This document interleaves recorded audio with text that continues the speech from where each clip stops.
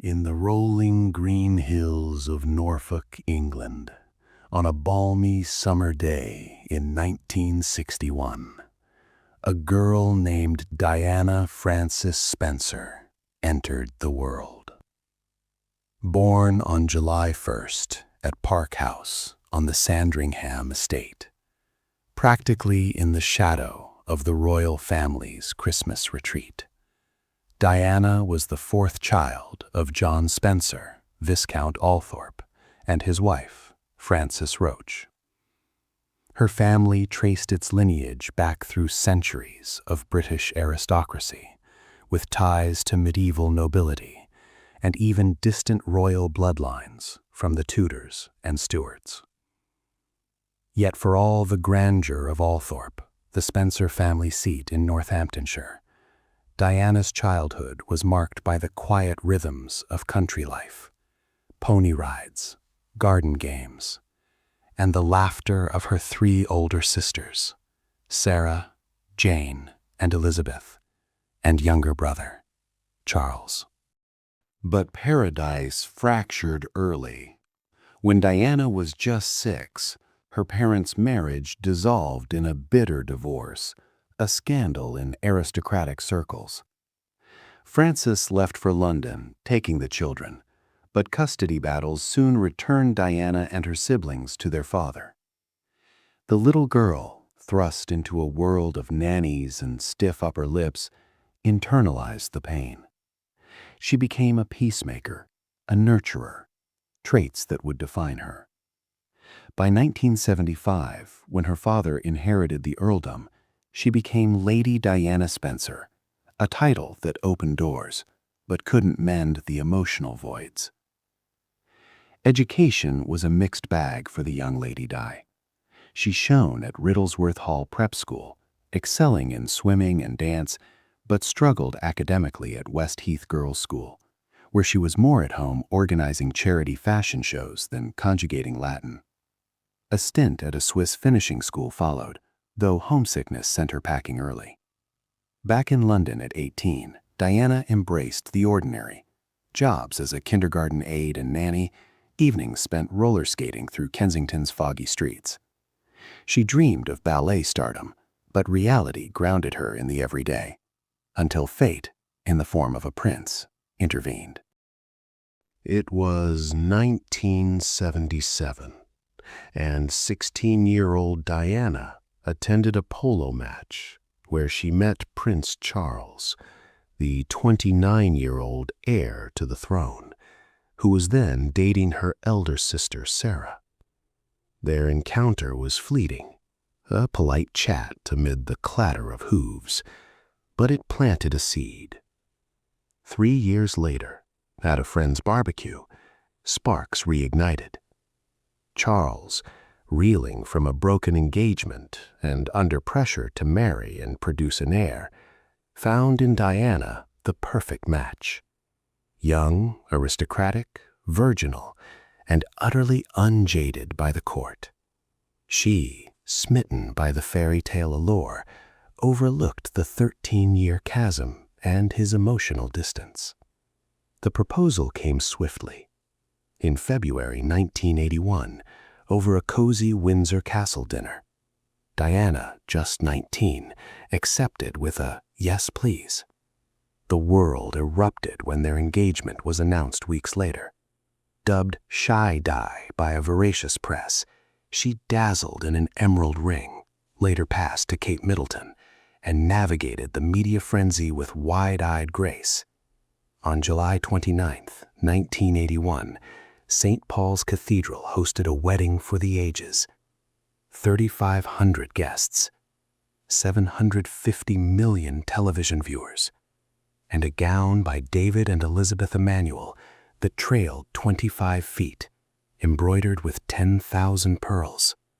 Diana, radiant to 20, whispered to Charles as they exchanged vows, "I love you so much."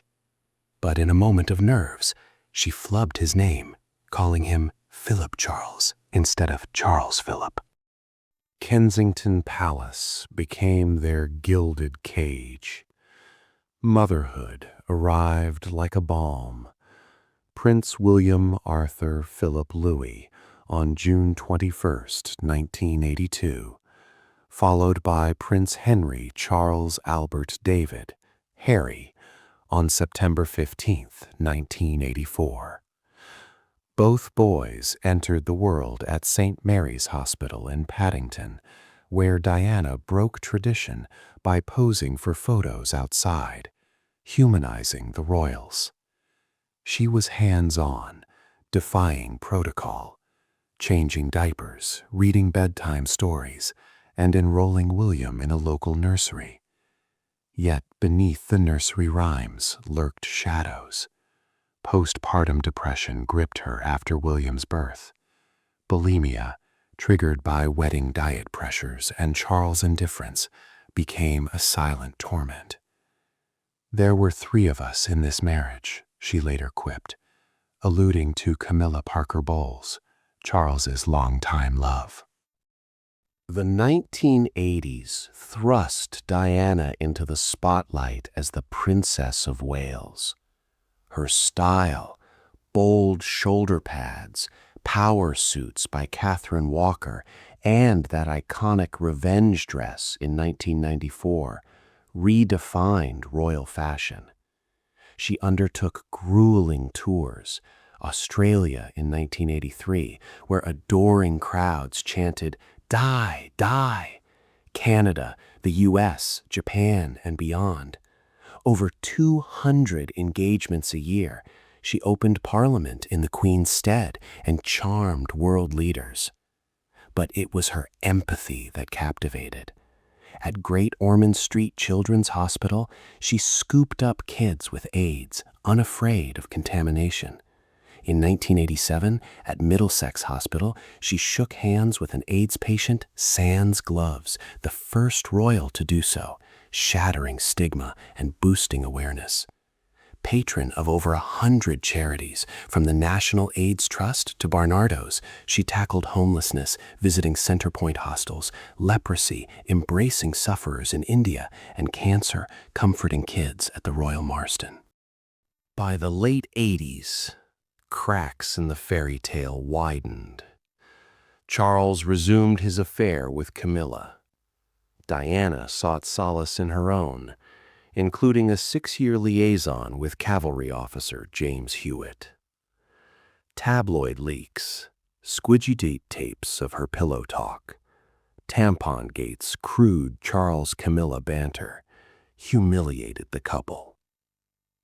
In 1992, Andrew Morton's explosive book, Diana, Her True Story, laid bare her bulimia, suicide attempts, and despair, shocking the palace. That December, Prime Minister John Major announced their separation. Diana, ever the warrior, fought to retain her title and duties, moving to a modest Kensington Palace flat while the world watched. Divorce came in August 1996, orchestrated by Queen Elizabeth II amid mounting scandal. Diana received a £17 million settlement and custody of the boys, but lost her HRH style, a blow she called the biggest tragedy. Freed from protocol, she redoubled her activism. In 1997, she walked through Angola's minefields, her protective visor a global plea for the Ottawa Treaty banning landmines. She met Mother Teresa in New York, bonded over shared missions, and visited Bosnia's war-torn orphans. Post-divorce, her love life bloomed, a passionate romance with heart surgeon Hasnat Khan, the one, she called him, ending in heartbreak, followed by a Mediterranean Italy with Dodi Fayed, son of Herod's magnate, Mohammed al-Fayed.